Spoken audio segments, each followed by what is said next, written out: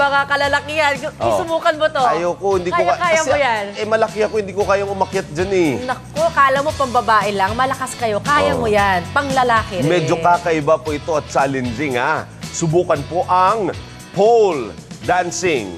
Sige, dare, subukan nyo sa Fitness and Wellness. Dumating sa Pilipinas sa pole dancing 2004 sa pamamagitan ni Mr. Ed Aniel ng Pole Academy of the Philippines.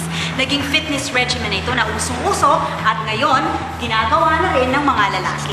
Ang pole dancing kasi parang disiplina kailangan. Kasi kahit bumagsak ka ng 3 inches, 3 inches, masakit na yun. Involve yung hininga mo, yung breathing mo, and then nagsistretch ka, and then nililift mo yung sarili mo.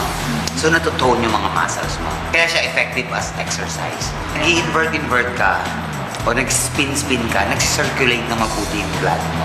Interesado sila kasi very challenging, talagang very unique nung exercise. Tsaka parang nag-exercise ka na hindi mo iniisip na nag-exercise ka.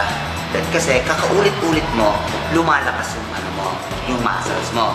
Tapos, kakaulit-ulit mo, nakukuha mo yung momentum. And then, muscle memory, automatic na siya ngayon.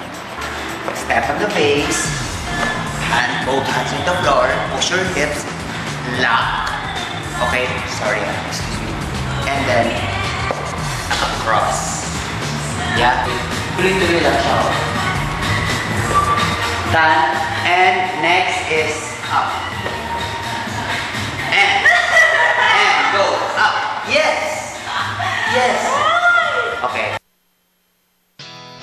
Konting practice pa, Per. Ang pwede mong gawin, kumain ka